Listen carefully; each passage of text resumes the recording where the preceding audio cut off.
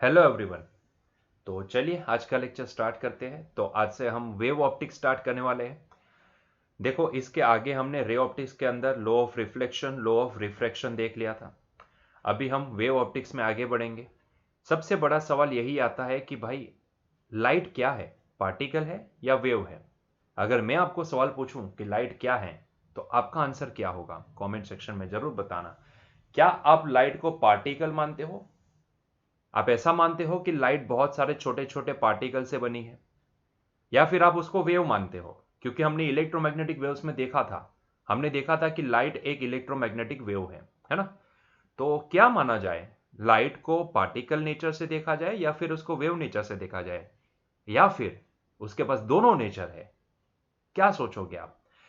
देखो, यही सवाल ना 1600 के साल में भी बहुत कंफ्यूज करने वाला था। बहुत सारे साइंटिस्टों के दिमाग में यही चल रहा था कि लाइट क्या है, लाइट पार्टिकल है या वेव है ना। तो न्यूटन जी ने भी बहुत सारे एक्सपेरिमेंट करके उन्होंने बताया था। न्यूटन जी का उस टाइम पे बहुत दबदबा था, न्यूटन जी ने बहुत सारे ऐसे नियम दिए थे, तो डेफिनेटली उनका प्रभाव बहुत ज़्यादा था। और वहाँ से उन्होंने एक थियरी दी थी जिसको कॉर्पस्क्यूलर मॉडल ऑफ लाइट भी बोला जाता है। उन्होंने बताया था कि लाइट ना, ये सन 1637 की बात है, बहुत पुरानी बात है, 1600 की साल की बात है। आपको ये ईयर याद नहीं रहता है तो कोई दिक्कत नहीं है, ये एक छोटी सी हिस्ट्री है, तो हिस्ट्री की तरह तरह देख लो इसे, है ना। तो उस टाइम पे भी ऐसा ही हुआ था। तो न्यूटन जी ने बताया कि भाई लाइट ना ऐसे छोटे छोटे पार्टिकल से बनी है। ऐसे छोटे छोटे पार्टिकल्स ना कॉर्पस्कल्स बोला जाता है। और ये जो कॉर्पस्कल्स होते हैं ना, वो मासलेस होते हैं। वो बहुत ही छोटे होते हैं, एकदम छोटे होते हैं, मासलेस पार्टिकल्स होते हैं। और जब भी किसी के साथ टकराते हैं ना, तो वो इलास्टिक कोलिजन करते हैं। ये बहुत ही इंपॉर्टेंट है, क्योंकि लॉ ऑफ रिफ्लेक्शन के लिए जिस एंगल पे आना, उसी एंगल पे रिफ्लेक्ट होके जाना, ये ऐसे पॉसिबल नहीं होता है ना। तो उसके लिए कोलिजन जो भी होता है वो इलास्टिक होना बहुत ही जरूरी होता है। आपने शायद 11th स्टैंडर्ड में पढ़ा होगा कि इलास्टिक कोलिजन किसे कहा जाता है ना। वहां पे क्या क्या कंडीशन बनती है, रेस्टिट्यूशन कांस्टेंट की वैल्यू 1 होती है। तो ये सारी चीजें आपने वहां पे स्टडी की होगी। तो न्यूटन जी ने बताया था उस टाइम पे कि लाइट ना एक पार्टिकल है, पार्टिकल से बनी है, छोटे छोटे छोटे छोटे पार्टिकल से बनती है। और उन सभी छोटे छोटे पार्टिकल्स को ना कॉर्पस्कल्स बोला जाता है। और ये सभी छोटे पार्टिकल्स ना मासलेस होते हैं। ये सभी पार्टिकल जब भी किसी सरफेस के साथ टकराते हैं तो वहां पे इलास्टिक कोलिजन करते हैं। तो इलास्टिक कोलिजन होने के कारण वहां पे लॉ ऑफ रिफ्लेक्शन भी आप प्रूव कर सकते हो। और सबसे बड़ा पॉइंट जो बहुत ही बवाल मचा दिया था उस पॉइंट ने, उन्होंने बताया था, शायद उन्होंने किस बेसिस पे ये बताया था, वो भी मैं आपको समझाता हूँ कि क्या उन्होंने सोचा था और किस हिसाब से उन्होंने ये स्टेटमेंट दिया था, जो बाद में आगे जाके रॉन्ग हो गया था। और ऐसा नहीं था कि उस टाइम पे मतलब कि काफी सालों के बाद वो रॉन्ग, मतलब कि काफी टाइम के बाद रॉन्ग हुआ। उसी 1600 के साल में ये रॉन्ग हो गया था। एक बहुत बड़े साइंटिस्ट आए थे जिन्होंने ये पहले से ही प्रूव कर दिया था कि भाई ये न्यूटन जी का जो स्टेटमेंट है वो गलत है। लेकिन फिर भी भाई न्यूटन जी थे। उन्होंने मतलब बोल दिया तो बोल दिया, मतलब बात खत्म, फिर उसमें कोई डाउट नहीं करता था। तो उनकी थियरी के ऊपर डाउट करना मतलब कि ना के बराबर था। तो ऐसे टाइम में ये बहुत ही इंपॉर्टेंट हो जाता है किसी और साइंटिस्ट के स्टेटमेंट को सही मार्केट में लाके सही प्रूव करवाना। ठीक है, तो ये बहुत ही कठिन था उनके लिए, स्पेशली जिन्होंने ये स्टेटमेंट को रॉन्ग प्रूव किया था वो। तो अभी स्टेटमेंट क्या दिया था जो बवाल मचा दिया था जिसने, और जो शायद गलत था, शायद उनकी अंडरस्टैंडिंग के हिसाब से वो सही भी था, लेकिन जब देखने जाए तो वो गलत भी हो सकता है ना। तो उस हिसाब से उन्होंने स्टेटमेंट दिया था कि भाई the corpuscular model predict that if the ray of light on refraction bends towards the normal, then the speed of light would be greater in the second medium. According to this theory, the speed of light is lower in rarer medium and higher in denser medium. यही statement था जिसने बवाल मचा दिया था। क्योंकि यह statement ना थोड़ा सा समझने में थोड़ा सा मतलब गलत सा लगता है हमें। अगर मैं आपको पूछूं कि डेंसर मीडियम में किसी लाइट की स्पीड ज्यादा होगी या रेरर मीडियम में होगी, तो तुरंत आप फटाक से आंसर दो कि सर रेरर मीडियम में ज्यादा होती है, डेंसर मीडियम में कम होती है। ये बात तो सही है ना। ये हमें पता है, क्योंकि आज हमने ये सारी चीजें ना देख ली है, हमें पता है। तब किसी को पता नहीं था। तो तब न्यूटन जी ने जो बताया भाई वो सही था, ऐसा ही सब लोग मानते थे। न्यूटन जी की बात कभी भी गलत नहीं हो सकती। वो भगवान थे, तो उन्होंने जो बोल दिया स्टेटमेंट निकल गया, और निकल गया, वो ब्रह्म वाक्य हो जाता था। है ना। तो यही सारी कहानी वहां पे चली थी। तो ये स्टेटमेंट ना थोड़ा सा मतलब कि अजीब प्रकार से उन्होंने प्रूफ भी किया था। उन्होंने बताया कि भाई होता ये है, मैं ऐसा क्यों बोल रहा हूं, उसके पीछे का राज ये है, ऐसा करके उन्होंने समझाया। किस तरीके से समझाया, उनका मानना ऐसा था कि मान लो कि आपके पास एक सरफेस है जो दो मीडियम को अलग कर रही है। यहां पे ये डेंसर मीडियम है जैसे कि पानी, और यहां पे रेयर मीडियम जैसे कि एयर। मान लो कि मैंने इन दोनों को पार्टीशन करने वाली ये सरफेस के ऊपर एक परपेंडिकुलर ड्रॉ कर लिया, और मान लो कि यहां पे एक लाइट ना इंसिडेंट करती है, एक रे इंसिडेंट करता है। सॉरी, हम इसको ही ले लेते हैं। तो एक रे इंसिडेंट करता है, ऐसे इंसिडेंट किया। हमें पता है कि जब भी रेयर में से डेंसर में जाता है तो वो टूवर्ड्स दी नॉर्मल बेंड होता है। तो ये तो सभी को पता था, है ना, क्योंकि रे ऑप्टिक्स तो पिक्चर में आ चुका था। तो उन्होंने बताया कि भाई होता यह है कि यहां पे जब भी वो टकराता है ना, तब ये एक ही मॉलिक्यूल होता है, मतलब कि वो एक पार्टिकल होता है। लेकिन यहां पे आप देखोगे तो यहां पे वाटर के बहुत सारे पार्टिकल्स होंगे जो इसको अपनी ओर खींचेंगे, जो इसको अपनी ओर खींचेंगे, है ना, इसको अपनी ओर खींचेंगे। तो ये सारे पार्टिकल पार्टिकल को खींचते। ऑब्वियस सी बात है कि भाई न्यूटन जी थे, लॉ ऑफ ग्रेविटी उन्होंने दिया था, तो सीधी सी बात है कि भाई वो ये पॉइंट पिक्चर में लाएंगे ही लाएंगे। तो उन्होंने बताया कि भाई पार्टिकल पार्टिकल को खींचता है। तो जैसे ये रे आया, तो रे का जो यहाँ का नजदीक का पार्टिकल है, जो ये सारी सरफेस है उसको, मतलब कि जो सरफेस जो दोनों मीडियम को सेपरेट करती है, उस सरफेस के ऊपर जब भी इंसिडेंट करेगा, तो एट दैट टाइम जो ये जो डेंसर मीडियम है उसके जो पार्टिकल्स होंगे, वो सारे पार्टिकल उसको अपनी ओर अट्रैक्ट कर लेंगे। और जैसे ही वो अट्रैक्ट होगा तो डेफिनेटली सभी अट्रैक्ट कर रहे हैं, तो उनका जो रिजल्टेंट बनेगा वो डायरेक्शन में वो आगे बढ़ेगा, मतलब कि रिजल्टेंट फोर्स जिस डायरेक्शन में होगा वो डायरेक्शन में आगे बढ़ेगा। अभी क्योंकि फोर्स लग रहा है, आप सोचो कि लाइट की जो स्पीड होती है वो किसी एक मीडियम में कांस्टेंट मान के चलते हैं ना, मतलब कि जैसे कि एयर मीडियम है तो एयर मीडियम के अंदर लाइट की स्पीड हम कांस्टेंट मानते हैं, है ना। तो यहां पे क्या होता है कि भाई जितनी स्पीड लेके आया था, क्योंकि ये फोर्स लगने के कारण, फोर्स लगता है तो भैया डेफिनेटली एसिलरेशन आया। एसिलरेशन आया तो उसकी वेलोसिटी इंक्रीज हो गई, है ना। इंक्रीज हो गई तो इसका मतलब ये निकला कि जब भी वो डेंसर मीडियम में एंटर करेगा तो रेरर मीडियम के कंपैरिजन में, यहाँ पे अगर मैंने बोला कि रेरर मीडियम में उसकी स्पीड v1 थी, तो डेंसर मीडियम में v2 हो गई, तो ये v2 ग्रेटर देन v1 होगी। तो ये इन्होंने कुछ इस तरीके से प्रूव किया, है ना। और लोगों ने मान भी लिया कि भाई हाँ ये बात तो सही है, न्यूटन जी बता रहे तो सही होगा, है ना, ऐसा ही होता होगा। किसी को ये पता नहीं था कि ये स्टेटमेंट रॉन्ग है ना, लेकिन फिर भी लोगों ने मान लिया। लेकिन उसी टाइम पे, उसी दौरान एक बहुत ही बड़े साइंटिस्ट आए जिनका नाम था हाइगेंस। अभी देखो इसका प्रोनाउंसिएशन ना मुझसे ज्यादा अच्छे से आप कर पाओगे। इसको मैं ह्यूजेंस बोलूं, हाइगेंस बोलूं, हाइगेंस बोलूं, ह्यूजेंस बोलूं, जो भी बोलना है आप बोल सकते हो, मेरे से अच्छा प्रोनाउंसिएशन आप करोगे। मैं तो उसको हाइगेंस बोलूंगा, ठीक है। तो ये मैं इसको हाइगेंस बोलने वाला हूं, ठीक है। तो आप इसका प्रोनाउंसिएशन जो भी करना चाहो आप मेरे से अच्छे से प्रोनाउंसिएशन कर सकोगे, ठीक है। तो हाइगेंस वेव थियरी, उसी 1600 के साल में हाइगेंस जी ने यह बताया कि भाई ये बात गलत है। ये जो स्टेटमेंट इन्होंने दिया था न्यूटन जी ने कि भाई रेयर, चलो बाकी सब ठीक है कि चलो मान लेते कि वो पार्टिकल से बनी है, छोटे छोटे पार्टिकल जिसको कॉर्पस्कल्स बोला जाता है। वो पार्टिकल यहाँ पे लॉ ऑफ रिफ्लेक्शन को फॉलो करते हैं, क्योंकि पहले तो वो मासलेस होते हैं, बहुत ही छोटे मास के होते हैं। दूसरा, वो जब भी टकराते हैं तो वहां पे इलास्टिक कोलिजन होता है, तो जिस एंगल पे आए उसी एंगल पे चले जाएंगे।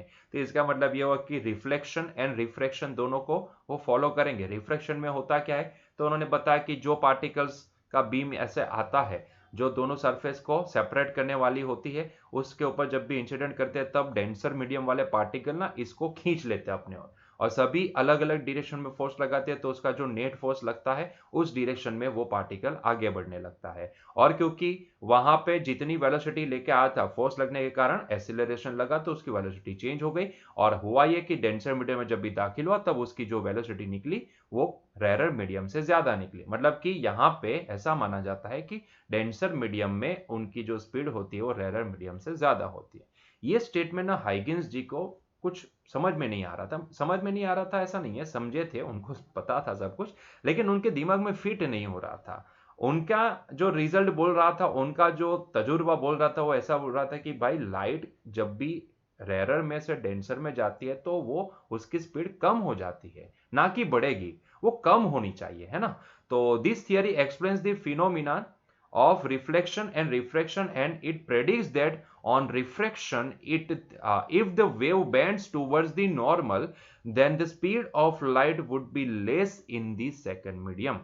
This is in contradiction to the prediction made by using the corpuscular model of light. ये बहुत बड़ा पॉइंट था, ये बहुत बड़ा पॉइंट था, और हमें पता भी है ये 1850 में एक्सपेरिमेंट भी कैरिड आउट हुआ था, predicted that the speed of light in water is less than the speed in air. ठीक है, तो ये 1800 की साल में फिर एक्सपेरिमेंट करके बताया भी गया था, इसका प्रूफ भी दिया गया था कि भाई लाइट जो भी है वो वाटर में लेस स्पीड से ट्रैवल करती है कंपेयर टू एयर। लेकिन भाई हाइकिंस जी इतने बड़े साइंटिस्ट नहीं थे जितने बड़े न्यूटन जी थे, तो उनको सुनने वाला कोई नहीं था, अगर वो कुछ बताते तो कोई मानता नहीं। सीधी सी बात है कि न्यूटन जी भगवान थे, तो न्यूटन जी जो बोलेंगे वो ब्रह्म वाक्य था। लेकिन कहानी ये बनी थी कि उसी साल में 1600 के ही साल में उन्होंने ये स्टेटमेंट रॉन्ग भी बता दिया था कि न्यूटन जी का ये स्टेटमेंट रॉन्ग है ना। उनका जो मानना है वो सरासर गलत है कि भाई जब भी लाइट रेयरर में से डेंसर में जाती है तो ऐसे टाइम पे उसकी स्पीड कम हो जाती है, ना कि बढ़ेगी, है ना। तो यहीं से ना थोड़ा कॉन्ट्राडिक्शन स्टार्ट होता है और यहीं से एक नया नेचर बीच में आता है। अब तक ना लाइट पार्टिकल नेचर थी, अब तक हमने रे ऑप्टिक्स देखा तो उसमें सभी जगह पे हमने लाइट को ना पार्टिकल नेचर देखा है। लेकिन अभी कहानी थोड़ी चेंज होने वाली है। अभी हुआ ये कि भाई अभी यहां से एक नई थियरी पिक्चर में आ गई कि यहां से एक पॉइंट समझ में आया कि क्या सच में लाइट वेव है। तो यहां से जवाब आता है yes, light is a wave. तो सर क्या माने इसको, लाइट एक पार्टिकल है या वेव है। देखो इस क्वेश्चन का आंसर अगर ये पूरा चैप्टर कंप्लीट करने के बाद अगर सोचे तो ज्यादा बढ़िया रहेगा, क्योंकि इसके बाद लिंक में एक और चैप्टर भी है, that is the dual nature, है ना। तो अब तक तो हमने लाइट को अलग अलग नेचर से देखा है, फिलहाल हमने लाइट को पार्टिकल नेचर से देखा, अभी हम लाइट को वेव के नेचर से देखने वाले और फिर ड्यूअल नेचर को स्टडी करेंगे। तो इसका मतलब ये होगा कि आगे जाते जाते ना यहां पे लाइट के दोनों नेचर हमारे सामने प्रेडिक्ट होंगे, है ना। तो क्लियर सी बात है, तो यहां से एक नई थियरी ने जन्म लिया कि भाई लाइट इज ए वेव, है ना। तो यहां से लाइट का वेव नेचर हम यहां पे स्टडी करेंगे। तो ये कहानी स्टार्ट की थी हाइगेंस जी ने वेव थियरी दिया था। तो वहां से हमें यह समझ में आता है कि नाउ अभी से लाइट अभी एक वेव नेचर की तरह भी देखने वाली है ना। तो ये बहुत ही आसान है और इसको प्रूव करने वाले भी थे। हालांकि हाइगेंस जी का ये सौभाग्य नहीं था, लेकिन उनके ही एक स्टूडेंट थे जिनका नाम था यंग जी ने एक्सपेरिमेंट करके ये प्रूव कर दिया था कि लाइट इज वेव। ठीक है, वेव एक एनर्जी होती है और उन्होंने वही एनर्जी का बेनिफिट उठाया। और आगे जाके जब भी हम यंग्स का डबल स्लिट का एक्सपेरिमेंट जब भी हम देखेंगे तब मैं आपको एक रियल टाइम एग्जांपल भी प्रोवाइड करूंगा। अगर आपको घर पे ये ट्राई करना है तो आप कर सकते हो, बाल्टी में पानी भर के सांड पानी के अंदर टिप टिप टिप टिप करके आप ये भी ट्राई कर सकते हो, है ना। तो अल्टीमेटली ये जो वेव होता है ना, वेव एक एनर्जी होती है, वेव कोई पार्टिकल नहीं होता है, वेव एक एनर्जी होती है। और एनर्जी जब भी ट्रैवल करती है तो जहां से वो पास होती है ना वहां के पार्टिकल्स को वो एसएचएम करवाते के जाती है। ऐसा हमने वेव के अंदर हमने 11 स्टैंडर्ड में पढ़ा था, है ना। तो बस यही यहाँ पे काम में लगने वाला है ना। तो चलिए आगे बढ़ते हैं। तो यहां से एक पिक्चर नया स्टार्ट होने वाला है, दैट इज दी एक कहानी, नई कहानी पिक्चर में आने वाली, that is the wave theory of light, है ना। अब तक रे थियरी थी, अभी वेव थियरी आएगी, है ना। चलिए, तो सबसे पहला पॉइंट वेव थियरी के अंदर आता है wave front and its types. अभी भैया ये वेव फ्रंट होता क्या है, देखो इसको समझना बहुत ही सिंपल है।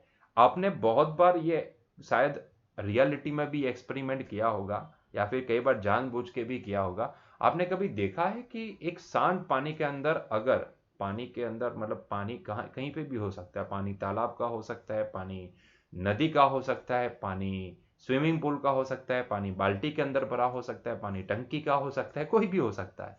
अगर आपने सांड पानी के अंदर एक पत्थर गिराया होगा तो आपको बहुत ब्यूटीफुल सी पैटर्न दिखेगी, आपने अगर देखा है तो। ठीक है, अगर आपने पत्थर गिराया है तो आपको ना ऐसे छोटे छोटे सर्कल स्टार्ट प्रोड्यूस होना स्टार्ट करते नजर आएंगे और फिर वो बड़े बड़े होते जाएंगे और ऐसे ट्रांसमिट होते नजर आएंगे, है ना। धीरे धीरे धीरे धीरे उनका शेप बढ़ता जाएगा और किनारे की तरफ बढ़ते जाएंगे, है ना। क्या आपने देखा है ऐसा?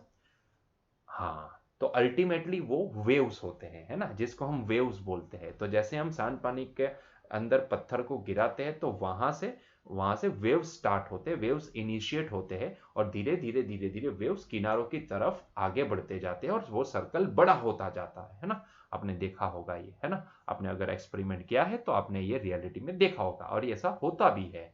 ठीक है, तो अल्टीमेटली इस तरीके से आपको ये पैटर्न को समझना है, ध्यान से समझना है कि होता क्या है। ठीक है, आपने देखा है कि वो वेव ना जैसे जैसे आगे बढ़ेगा ना, अल्टीमेटली अब तो मैं इसको वेव्स ही बोलूंगा ना। आप वाटर के अंदर पत्थर को गिराते हो तो जो भी जनरेट होते हैं सर्कल, उसको हम वेव्स बोलते हैं ना।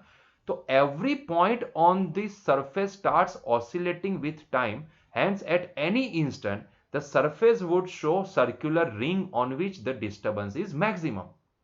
आपने देखा होगा कि एक रिंग जैसी बन जाती है और वो रिंग धीरे धीरे धीरे धीरे धीरे धीरे बड़ी होती जाती है और उसके साथ साथ नीचे से सेंटर में से जहां से पत्थर गिरे थे वहां से छोटी छोटी रिंग भी बनना स्टार्ट होती है और वो धीरे धीरे बड़ी होती है, बड़ी होती है, बड़ी होती है।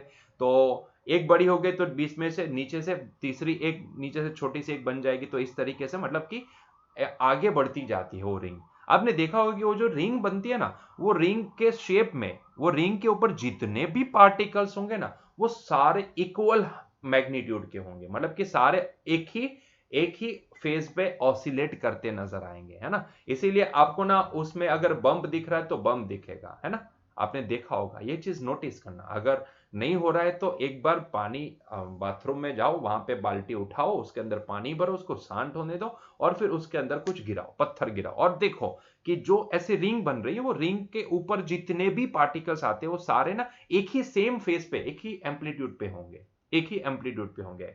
हमें पता है कि वो एसएचएम करते हैं, है ना। हमें पता है कि एनर्जी जब भी ट्रैवल करके जाती है तो पार्टिकल कहीं नहीं जाता है, बल्कि वहां से जब जहां पार्टिकल है वहां से जब भी एनर्जी पास होती है तो वो पार्टिकल को ऊपर उठा देती है, वापस नीचे लेके आती है, मतलब कि एसएचएम करवा जाती है ना। तो यही होती है एनर्जी का ट्रांसमिशन, एनर्जी का ट्रैवल, है ना।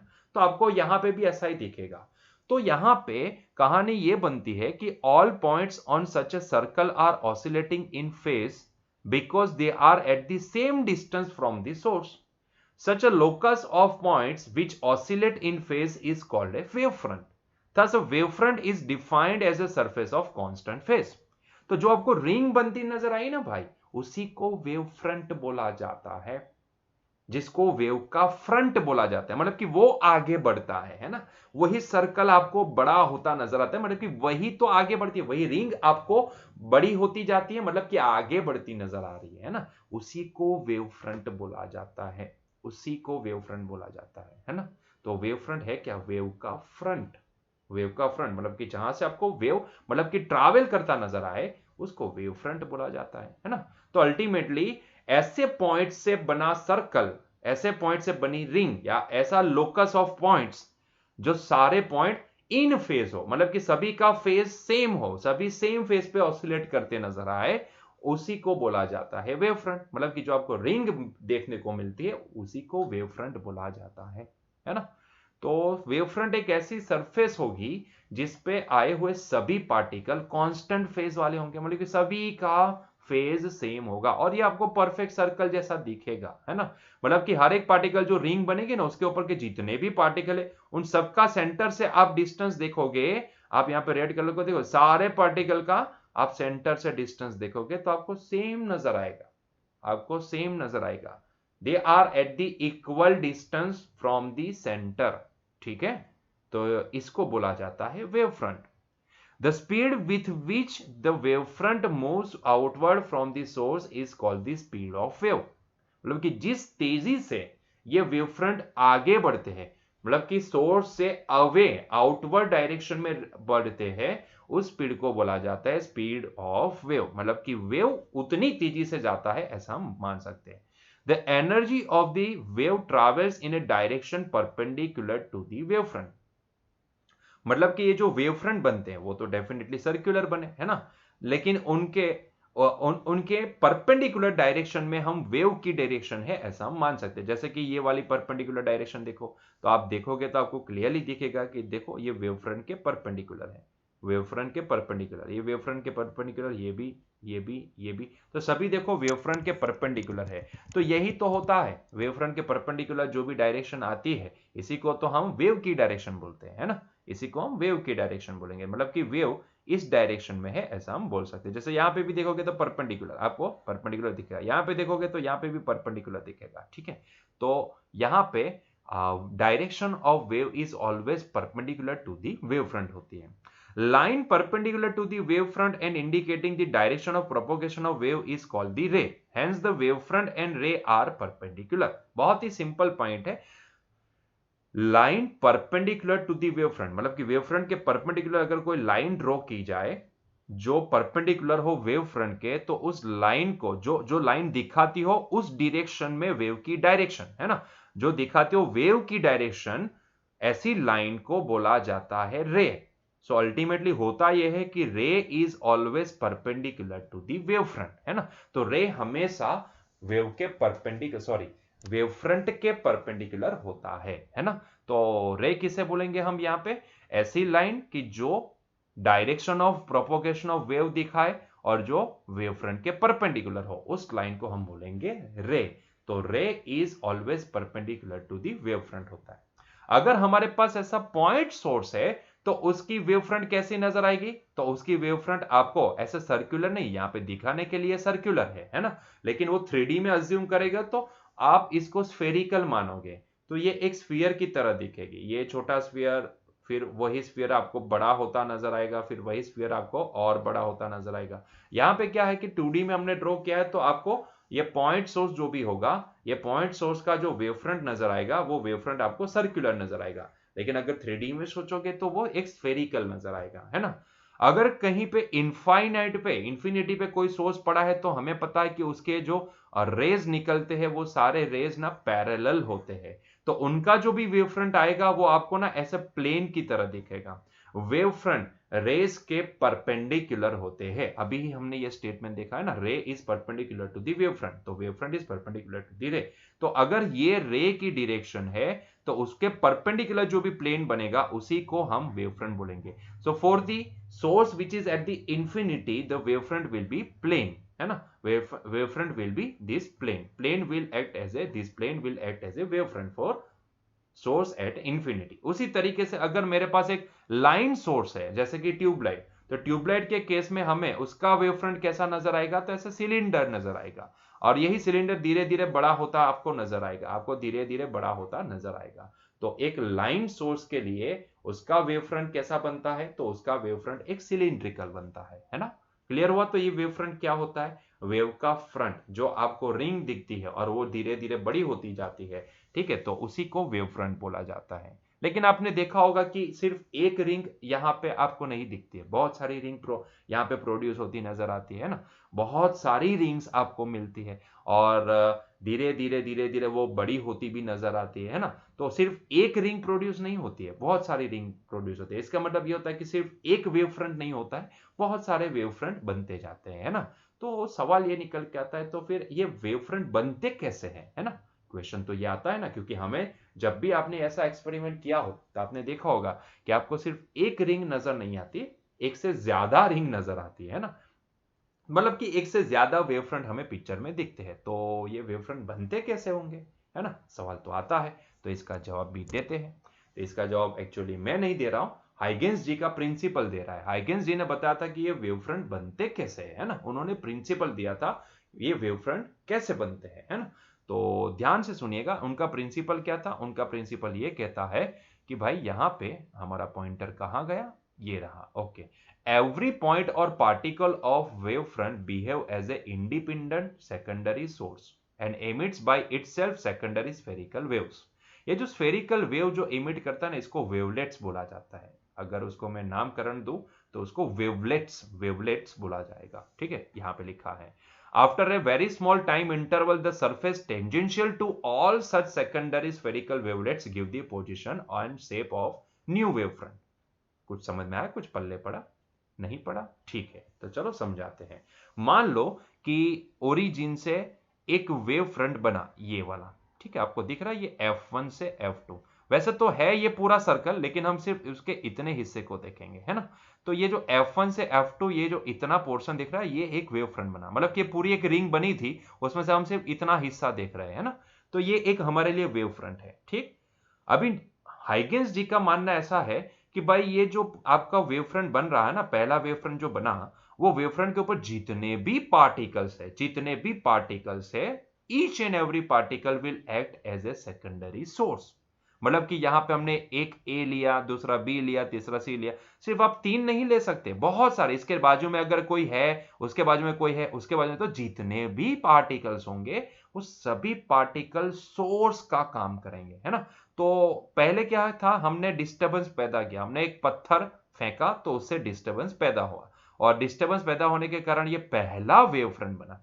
अभी हमें पता है कि ये सिर्फ एक वेव फ्रंट नहीं बनते, बहुत सारे वेव फ्रंट बनते हैं, और उसमें से होता क्या है कि यही वेव फ्रंट फिर आगे जाके मोटा होता, मोटा नहीं बोलेंगे, बड़ा होता नजर आता है, उसकी रेडियस बढ़ती नजर आती है ना। तो एक कैसे मतलब दूसरा वेव फ्रंट बन जाता है, तो ये सारी चीजें हम यहाँ पे देखने वाले हैं ना। तो उनका मानना यह था कि जो पहला वेव फ्रंट बन गया, जैसे कि हमने डिस्टर्बेंस पैदा किया, शांत पानी के अंदर पत्थर को गिराया, तो उससे मान लो कि ये पहला वेव फ्रंट बना जिसका हमने सिर्फ इतना हिस्सा देखा है, that is the F1 F2, ठीक है। तो इतने हिस्से के लिए आप देखोगे तो ये पहला वेव फ्रंट है हमारे लिए। अभी हाइगेंस जी का बोलना ऐसा था कि इसके ऊपर जितने भी पार्टिकल्स आए हैं, वो सारे पार्टिकल्स का काम क्या है, वो सारे पार्टिकल्स ना एक इंडिपेंडेंट सेकेंडरी सोर्स का काम करेंगे, है ना। तो ये सारे पार्टिकल अभी सोर्स बन जाएंगे। वास्तविकता यह है कि सोर्स यहां पे है, लेकिन अभी यही वेव फ्रंट के ऊपर जो पहला वेव फ्रंट बना, उसके ऊपर जितने भी पार्टिकल है, they will act as a secondary source. और उनका काम क्या है, तो उनका काम होता है छोटे छोटे स्फीयर को प्रोड्यूस करना। मतलब कि वो क्या करेंगे, अपने हिसाब से ऐसे छोटे स्फीयर को बनाएंगे, ऐसे छोटे स्फीयर को ऐसे एमिट करेंगे, ऐसे छोटे स्फीयर को एमिट करेंगे। अगर यहाँ पे कोई और पार्टिकल है तो वो भी एक ऐसा स्फीयर बनेगा, यहाँ पे कोई है तो ये भी एक स्फीयर बनेगा। तो इस तरीके से ना जितने भी ऐसे फर्स्ट वेव फ्रंट के ऊपर जितने भी पार्टिकल्स होते हैं, वो सारे पार्टिकल सोर्स का काम करेंगे, और वो अपने हिसाब से ऐसे छोटे छोटे स्फीयर बनाएंगे, है ना। ये जो छोटे छोटे स्फीयर एमिट करते हैं ना, इसको बोला जाता है वेवलेट्स। इसको क्या बोलते हैं, वेवलेट्स बोलते हैं, है ना। तो ये सभी सभी वेवलेट्स बनेंगे, ये सभी वेवलेट्स वो प्रोड्यूस करते जाएंगे, ठीक है। जितने भी पार्टिकल्स होते हैं पहले वेव फ्रंट के ऊपर, वो सभी अपने हिसाब से सोर्स का काम करेंगे, और इस तरीके से छोटे छोटे स्फीयर बनाते जाएंगे, है ना। तो ये थोड़े टाइम के बाद, क्योंकि धीरे धीरे, क्योंकि ये स्फीयर पहले छोटा था, पहले इन्होंने जो स्फीयर बनाया, मान लो कि इसने इमिट किया एक छोटा सा स्फीयर, लेकिन वो भी धीरे धीरे बड़ा होगा, वो भी धीरे धीरे बड़ा होगा, वो भी धीरे धीरे बड़ा, तो बड़े होते होते होते होते होते आफ्टर सम टाइम अगर आप देखोगे तो भाई उसकी साइज ना कुछ आपको इतनी नजर आएगी, आपको इसकी साइज इतनी नजर आएगी, है ना। तो आपको इसकी साइज इतनी नजर आई, तो इसकी साइज भी आपको इतनी नजर आई, इसकी साइज भी आपको इतनी नजर आएगी, है ना। तो आप खुद ही देखो, तो ये जो स्फीयर जो बनने स्टार्ट हुए थे, वहां से अभी बड़े बड़े हो चुके हैं ना, इतने इतने साइज के हो, तो आफ्टर सम टाइम, और वो टाइम कितना है, तो मान लो लेट से कि टाउ, तो t इज इक्वल टू 0 पे इन्होंने ये सभी जो भी सेकेंडरी सोर्स का काम कर रहे वो सारे पार्टिकल ने छोटे छोटे स्फीयर बनाना स्टार्ट कर दिया, है ना। तो after t is equal to tau time देखा तो ये स्फीयर ना बड़े हो चुके थे, अभी बड़े हो चुके हैं, है ना। तो आफ्टर टाउ टाइम अगर आप ये जितने भी स्फीयर बनेंगे उनके आप टेंजेंट को ड्रॉ कर दिया जाए, इन सब के टेंजेंट को ड्रॉ कर दिया, जैसे कि इसका टेंजेंट ये बनेगा, इसका टेंजेंट ये बनेगा, इसका टेंजेंट ये बनेगा, है ना। इसी तरीके से यहां पे भी कोई एक पार्टिकल, यहां पे भी, यहां पे जितने भी होंगे, ये जितने पार्टिकल है यहां के ऊपर के जितने पार्टिकल, यहां पे यहां पे यहां पे जितने भी पार्टिकल है, उन्होंने भी अपने अपने ऐसे स्फीयर बनाएंगे, छोटे छोटे छोटे छोटे। तो सबके अगर आप टेंजेंट को ड्रॉ करते जाओगे तो आपको ना इस तरीके का एक दूसरा स्फीयर मिल जाएगा, है ना। लेकिन इससे बड़ा स्फीयर होगा, आपको एक दूसरा स्फीयर तो मिल जाएगा, लेकिन एक बड़ा स्फीयर होगा, जैसे कि ये, जैसे कि ये हमने एग्जांपल के तौर पे एबीसी ही लिया है ना। लेकिन यहां पे आफ्टर, जैसे ए ने एक एमिट किया एक छोटा सा स्फीयर, धीरे धीरे बड़ा होता गया, after T is equal to tau time वो स्फीयर बन गया इतना, ठीक है। उसी तरीके से बी ने एमिट किया आफ्टर टाउ टाइम, इसका स्फीयर बना इतना, आफ्टर टाउ टाइम सी का स्फीयर बना इतना, ठीक है। तो अभी मैं सभी को, ये तो सिर्फ 3 एग्जांपल थे, ऐसे बहुत सारे पार्टिकल अवेलेबल है जिनके सभी ऐसे वेवलेट्स आपको दिखेंगे, है ना। लेकिन आपको आफ्टर टी टाइम अगर मैं इन सब का अगर टेंजेंट, कॉमन टेंजेंट ड्रॉ कर दूं, तो मुझे एक ऐसा ही एक ये जो पहला वेव फ्रंट था उससे बड़ी रेडियस वाला एक दूसरा वेव फ्रंट मिल जाएगा। तो इस तरीके से नया वेव फ्रंट जनरेट होता है ना। तो ये जो G1 G2 जो आपको मिला ना, it is the second wave front of F1 F2। तो पहला वेव फ्रंट था F1 F2, दूसरा वेव फ्रंट बन गया G1 G2। तो इस तरीके से वेव फ्रंट प्रोड्यूस होते हैं, है ना। तो इनका ऐसा हाइगेंस जी का मानना था, हाइगेंस जी ने ये प्रिंसिपल दिया था कि भाई इस तरीके से नए वेव फ्रंट की लोकेशन आप पता कर सकते हो after t is equal to tau time. Not only that, उसका शेप कैसा होगा, जैसे कि हमने देखा यहाँ पे कि जो शेप F1 F2 का है वही शेप आपको G1 G2 का मिला, बस रेडियस ज्यादा हो गई, है ना। मतलब कि आपको ऐसा नजर आएगा कि वो रिंग बड़ी हो चुकी है ना।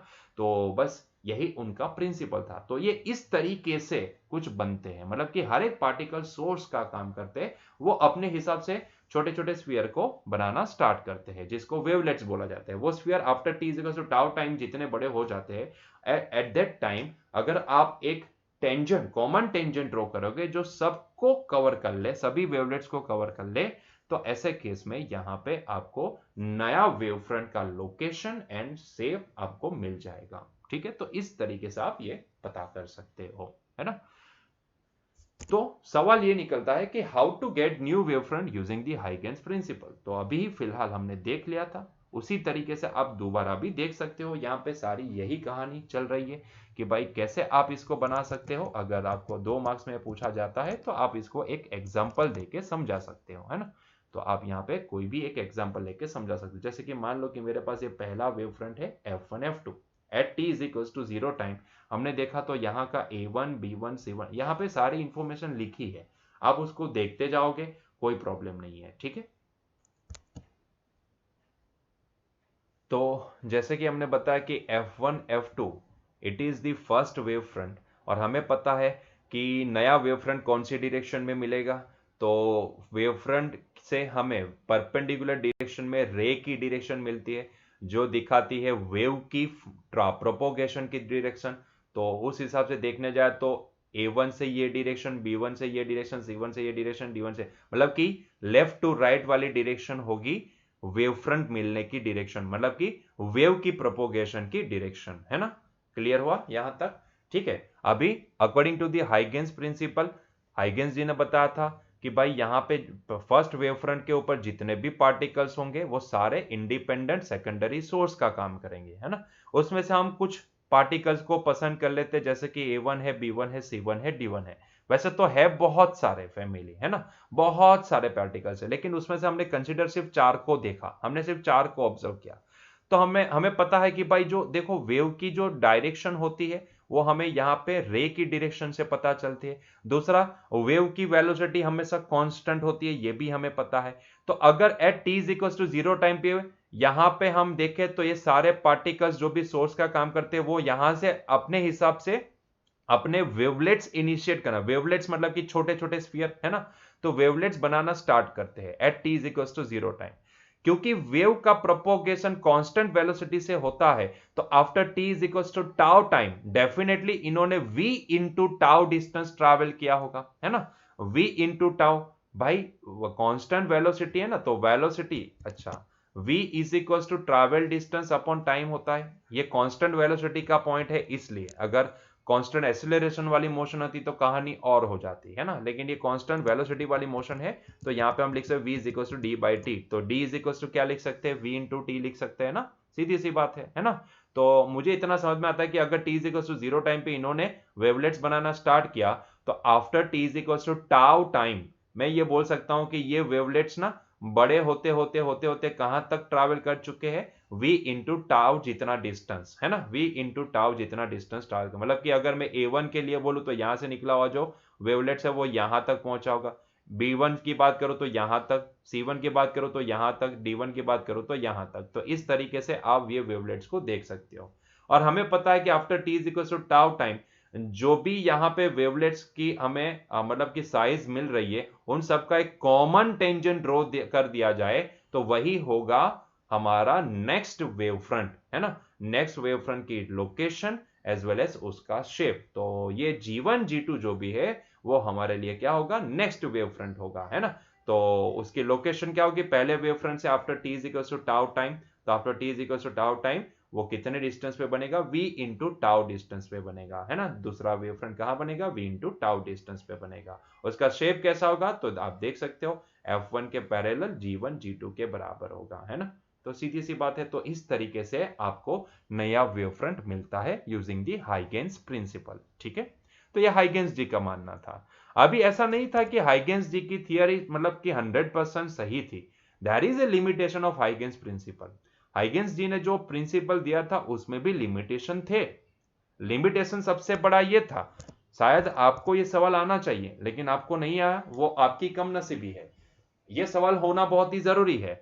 हमने देखा कि भाई यहां पे हमेशा हम जब भी ये वेवलेट निकलते देखते हैं तो ऐसे केस में हर एक सोर्स ना एक स्फेरिकल वेवलेट बनाया। यहां पे देखो एक स्फेरिकल वेवलेट बनाया, ये यहां पे भी सी ने भी एक स्फेरिकल वेवलेट बनाया, लेकिन हम उसमें से ये फ्रंट फ्रंट वाला जो वेव फ्रंट है, मतलब वेव फ्रंट बनाने के लिए ये वाला जो आपको स्फीयर दिख रहा है, स्फीयर का इतना हिस्सा जो भी दिख रहा है फॉरवर्ड डायरेक्शन का हिस्सा है, उसको ही कंसीडर करते हैं।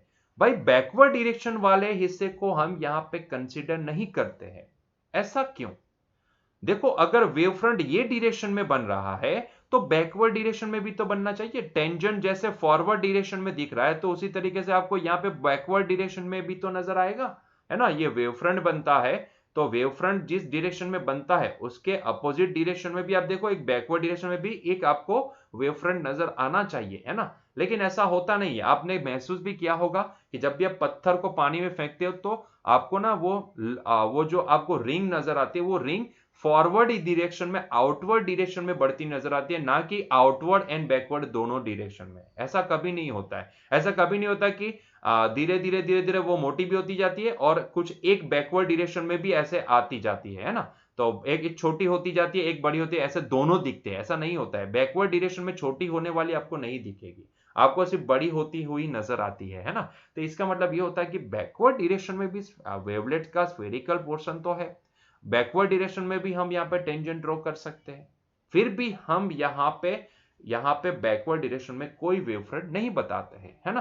तो इसका मतलब क्या हुआ, इसका मतलब यह हो कि there is a limitation of Huygens principle. Huygens principle ये नहीं समझाता है कि बैकवर्ड डायरेक्शन में हम वेव फ्रंट क्यों नहीं बनाते हैं, है ना।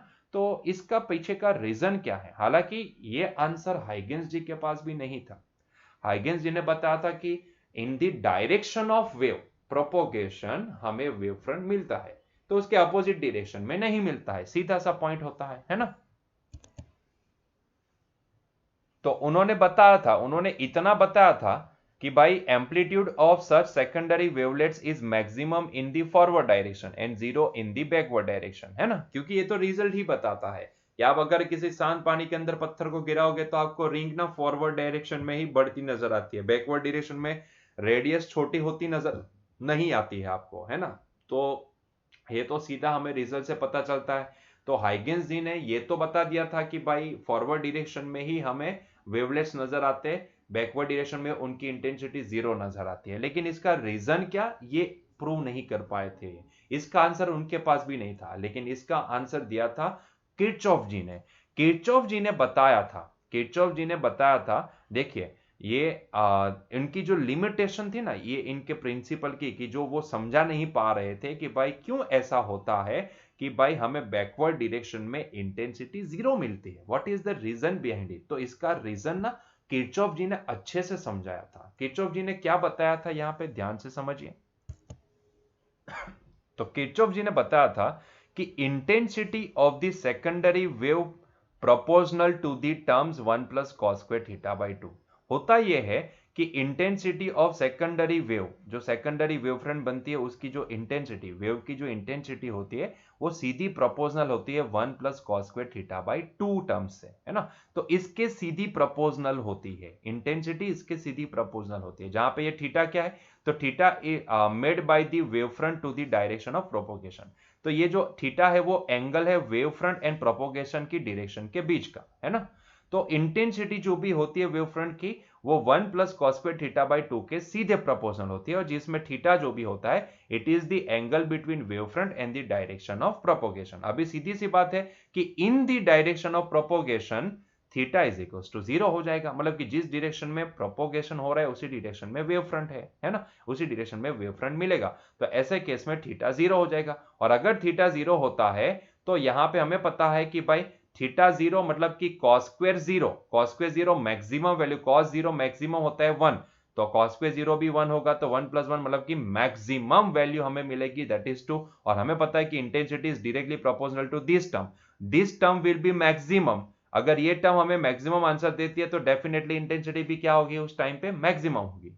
लेकिन अगर उल्टा सोचे तो, उसकी बैकवर्ड डायरेक्शन में सोचे तो यहां पे वेव फ्रंट एंड प्रोपोगेशन दोनों बैकवर्ड डायरेक्शन में, अगर मैं बैकवर्ड डायरेक्शन में कोई वेव फ्रंट बनता नजर आ रहा है, अगर मैं बैकवर्ड डायरेक्शन का कोई वेव फ्रंट बनाने की कोशिश करूं तो उसकी डायरेक्शन एंड प्रोपोगेशन की डायरेक्शन दोनों अपोजिट हो जाएगी। अपोजिट माने कि एंगल बन जाएगा पाई। एंगल अगर पाई का एंगल बनेगा तो cos स्क्वायर थीटा बाई 2, तो ऐसे केस में आप खुद ही देख लो cos स्क्वायर थीटा बाई 2, ठीक है, इसको हम लिख सकते हैं मैथमेटिक्स की लैंग्वेज में cos square theta by 2 is equal to 1 plus cos 2 theta by 2, मतलब कि आधा एंगल जो भी होता है ना वो डबल हो जाता है, मतलब कि यहाँ पे पूरा एंगल हो जाएगा। तो cos square theta by 2 is equal to 1 plus cos theta होगा, and 1 plus cos theta actually 2 cos square theta by 2 that is equal to 1 plus cos theta होता है ना। तो यहाँ पे cos स्क्वायर थीटा बाई 2 को हम लिखेंगे 1 plus cos theta divide by 2। लेकिन यहाँ पे हमें पता है कि थीटा की वैल्यू ये वाले केस में बैकवर्ड वेव फ्रंट के लिए क्या हो जाएगी, पाई। और अगर मैं cos पाई यहाँ पे प्लेस करता हूं तो cos पाई -1 होता है, 1 - 1 0 होता है, मतलब कि अल्टीमेटली अब यहाँ पे समझ में आना चाहिए कि ये वाली टर्म जो भी होगी वो यहाँ पे 0 हो जाएगी, है ना, ये वाली टर्म आपको 0 नजर आएगी, सीधी सी बात है ना। तो अगर ये वाली टर्म अगर आपको 0 नजर आती है तो डेफिनेटली यहाँ पे intensity is proportional to this term, और अगर ये टर्म के सीधी प्रोपोर्शनल है तो हम ये बोल सकते हैं कि यहाँ पे इंटेंसिटी आपको 0 मिलेगी। So there is no propagation of wave backward, है ना, so there is no propagation of wave in the backward direction. तो यही कारण होता है यहाँ पे कि हमें बैकवर्ड डायरेक्शन में वेव फ्रंट नहीं नजर आता है ना। तो वेव फ्रंट पीछे की डायरेक्शन में, बैकवर्ड डायरेक्शन में नहीं नजर आने का जो लिमिटेशन था हाइगेंस जी के प्रिंसिपल के अंदर, वो किरचॉफ जी ने इसको सॉल्व कर लिया था, इन्होंने मैथमेटिकली इसका प्रूफ भी दे दिया था, ठीक है। So this was the limitation of Huygens principle and this is the solution also, ठीक है, सॉल्यूशन ऑफ हाइगेंस लिमिटेशन। तो उनके प्रिंसिपल की जो लिमिटेशन थी वो यहां से सॉर्ट आउट भी हो गई थी, क्लियर। तो उम्मीद करते हैं कि आज के लेक्चर में आपको काफी कुछ समझ में आया होगा, क्योंकि आज से ना ये चैप्टर से अभी हम उसके दूसरे नेचर को देखने वाले, किसके, लाइट के, कौन से नेचर को, वेव के नेचर को, है ना। अभी बहुत ही काफी सारे पॉइंट्स बाकी है, तो कुर्सी की पेटी बांध के रखिएगा, क्योंकि हमने पहले पार्टिकल नेचर देखा, अब वेव नेचर देख रहे हैं, और थोड़े टाइम के बाद हम उसके ड्यूअल नेचर के ऊपर भी जाने वाले हैं, है ना। तो ये बहुत ही इंपॉर्टेंट पॉइंट होता है, ऑप्टिक्स एक बहुत ही बड़ा पॉइंट होता है अपने आप में, ठीक है। तो बस यहीं पे हमारा आज का लेक्चर एंड करते हैं, मिलते हैं कल के लेक्चर में, नेक्स्ट लेक्चर में। Till that enjoy your day, bye.